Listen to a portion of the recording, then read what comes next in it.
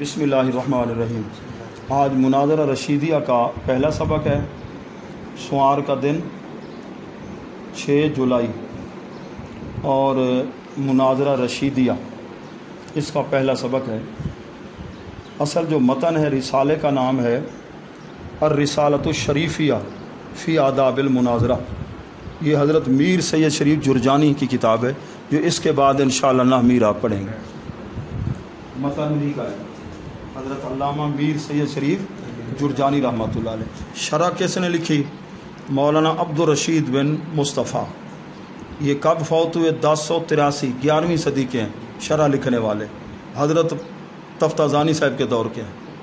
تو یہ علم مناظرہ پر ٹھیک ہے۔ آج ہم خطبہ کوئی ترجمہ، پھر اس میں مناظرے کی تعریف بھی آئے گی، موضوع کیا ہے، غرض و غایت، کسی سے بحث کرنی ہو تو طریقہ کار کیا ہے، ٹھیک ہے نا جی، مناظرے کے اندر طریقہ کار کیا ہوگا، یہ ساری چیزیں بیان ہوں گی۔ مدعی کیا اس کی ذمہ داری ہوتی ہے، سائل کی ذمہ داری کیا ہوتی ہے، سند کس کو کہتے ہیں، نقض کس کو کہتے ہیں، منع کس کو کہتے ہیں، دلیل کس کو کہتے ہیں، یہ ساری چیزیں تو علماء جو مناظرہ کرتے ہیں وہ اصول پہلے جانتے ہیں، ان اصولوں کے مطابق شرائط طے ہوتی ہیں، پھر اس کے بعد کیا ہوتا ہے، مناظرہ ہوتا ہے، ٹھیک ہے۔ بسم اللہ الرحمن الرحیم۔ الحمدللہ، یہ متن ہے الحمدللہ۔ ہاں ادھر آسانی ہوگی نا دیکھنے میں، یہ لفظوں کے دیکھنے میں آپ کے لیے آسانی ہوگی تو ٹھیک ہے نا۔ چلو الحمدللہ، الحمدللہ کے بارے میں اچھا پہلے بسم اللہ شریف پھر الحمدللہ۔ اب ادھر سوال ہے کہ میر سید شریف جرجانی رحمۃ اللہ علیہ نے بسم اللہ کے بعد اللہ کی حمد سے اپنے رسالے کا آغاز کیوں فرمایا؟ یہ سوال ہے، یعنی دفع دخل مقدر ہے، سوال مقدر کا جواب ہے۔ جواب یہ ہے کہ بادا میر سید شریف جرجانی نے اپنے رسالے کو شروع فرمایا بعد تیمن بالتسمیہ، اللہ کے نام کے ساتھ حصول برکت کے بعد، بحمد اللہ، اللہ کی حمد سے شروع فرمایا۔ کیوں؟ اقتداءً، مفعول لہو ہے، پیروی کرنے کے لیے، کس کی؟ بِأَحْسَنِ النظام، قرآن کی۔ قرآن میں بھی ایسے پہلے بسم اللہ الحمدللہ رب العالمین، احسن النظام سے مراد قرآن ہے۔ نمبر 2، وَعَمَلًا عَلَى حدیث خیر الانام علیہ وعلی آلہ التحیۃ والسلام، حضور علیہ السلام کی حدیث پاک پر عمل کرتے ہوئے۔ حدیث کیا ہے؟ اب وہ حدیث کوٹ کرتے ہیں، کل امر ذی بال لم یبدا بحمد اللہ، ہر وہ حدیث جس کو اللہ کی حمد سے شروع نہ کیا جائے، فہو اقطع، وہ کام مقطوع عن البرکت ہوتا ہے، اس کام میں برکت۔ پھر سوال پیدا ہوتا ہے کہ جی اگر حمد سے شروع نہ کیا جائے تو برکت نہیں ہوتی، تو دوسری حدیث میں بسم اللہ کے بارے میں بھی تو ہے، جو بسم اللہ سے کام شروع نہ کیا جائے اس میں برکت نہیں ہوتی۔ تو دونوں حدیثوں پر ایک وقت میں عمل کرنا تو ممکن نہیں ہے، یا تو بسم اللہ والی حدیث پہ عمل ہوگا یا حمد والی حدیث پہ عمل ہوگا۔ سوال سمجھ گئے ہو؟ اب جواب اس کا یہ ہے، جواب سے پہلے ایک تمہید کا جاننا ضروری کہ ابتدا کی 3 قسمیں، ابتداء حقیقی جو مقصود اور غیر مقصود سب سے پہلے ہو، اور ایک ابتداء اضافی ہے، ٹھیک ہے۔ ابتداء اضافی اس کو کہتے ہیں جو بعض سے پہلے بعض سے بعد میں۔ ابتداء عرفی، ابتداء عرفی اس کو کہتے ہیں جو مقصود سے پہلے ہو، سمجھے ہو نا؟ اچھا جی، تو 3 قسمیں جس وقت ابتدا کی آپ سمجھ گئے تو بسم اللہ الرحمن الرحیم کے اندر ابتداء حقیقی ہے، ٹھیک ہے، یا پھر ابتداء عرفی ہے۔ اور الحمدللہ یہ کتاب کا جو مقصد ہے اس سے پہلے حمد بیان کیے، مناظرہ کی تعریف، اس کی غرض و غایت آگے بیان ہوگی نا، پہلے حمد ہے، ٹھیک ہے نا۔ تو اس اعتبار سے اس کے اندر ابتداء عرفی بھی ہے، ٹھیک ہے، اضافی ہے، سمجھ گئے؟ آگے ہے جی والحمد، تو متن کے اندر لفظ کیا؟ الحمدللہ، 3 تعمیمیں اور ایک تخصیص ہے۔ تعمیمیں کیا ہے؟ جمیع حمد، جمیع حامدین کی طرف سے، جمیع زمانے میں، مخصوص ہے اللہ کے لیے۔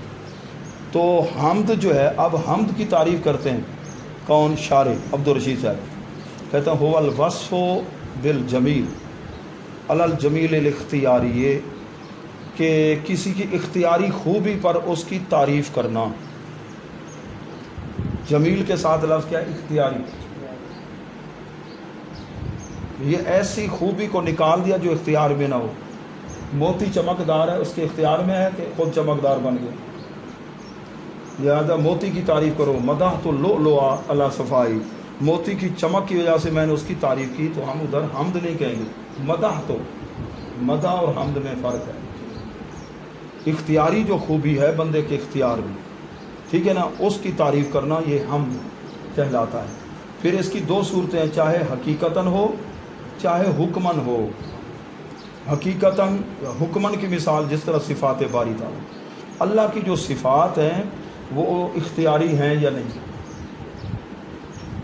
یہ بڑا باریک مسئلہ ہے، عوام کی سمجھ میں چلے. اب آپ طالب علم، اللہ تعالیٰ کی صفات اس کے اختیار میں نہیں، یہ صفات لازمہ ہیں.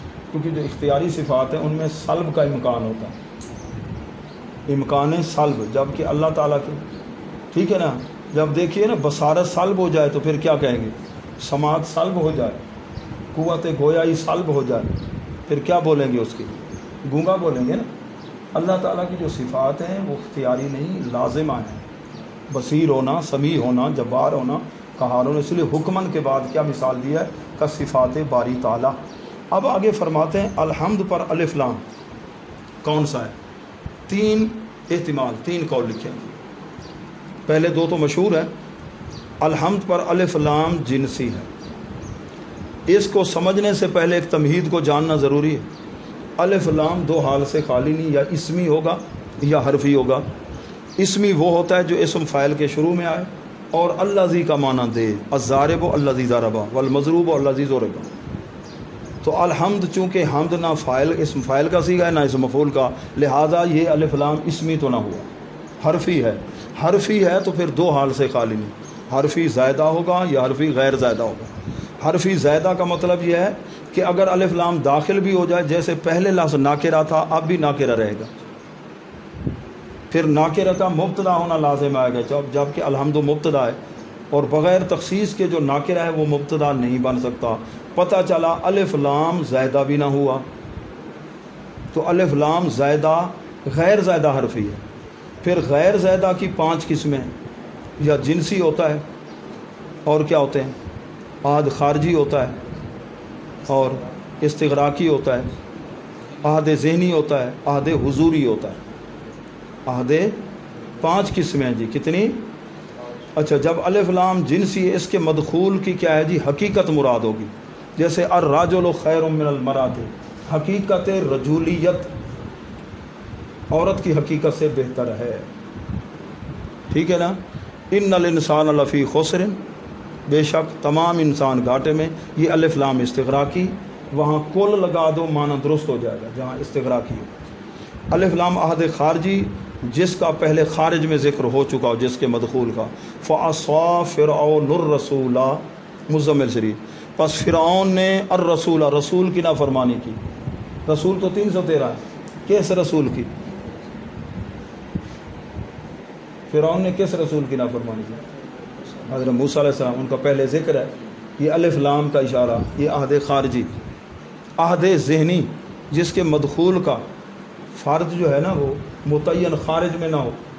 جس سے حضرت یعقوب علیہ السلام نے کیا فرمایا کہ مجھے خوف ہے کہ میرے یوسف کو کیا نہ کھا جائے، بھیڑیا نہ کھائے. الذئب ان یاکلہ الذئب.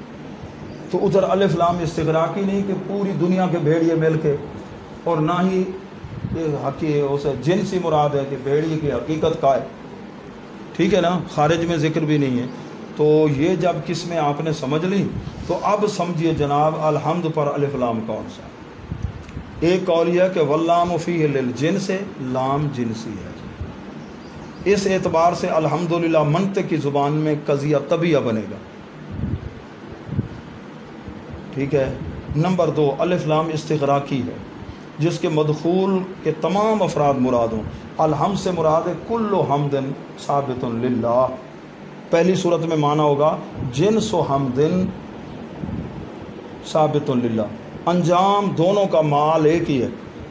جب ہم نے کہا جن سے حمد ثابت ہے اس کے نتیجے میں بھی حمد کا ہر فرد آئے گا، ٹھیک ہے نا، تھوڑا سا حقیقت نتیجہ ایک ہی ہوگا، یا کل حمد ثابت للہ، تو یہ قضیہ اب کون سا بنے گا؟ محصورہ کلیہ، موجبہ کلیہ بنے گا منطق کی زبان میں۔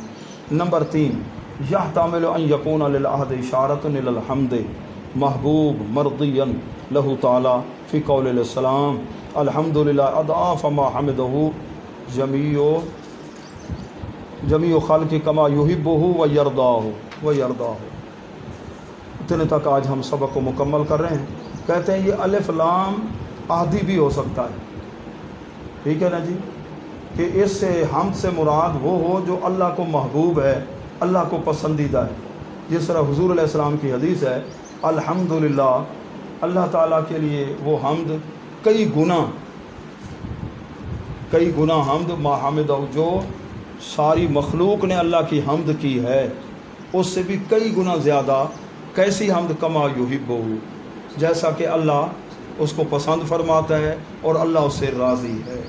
تو اس اعتبار سے یہ الحمدللہ منطق کی زبان میں بنے گا قضیہ شخصیہ، قضیہ طبیعہ، قضیہ معصورہ شخصیہ، ٹھیک ہے، منطقی انداز سے بھی ترکیب ہو گئی، ٹھیک ہے نا جی۔ کتنی سطریں؟ 5 سطریں، 5 تن دے نام دیا 5 سطریں مناظرہ شیدیہ۔ جزاکم اللہ خیر۔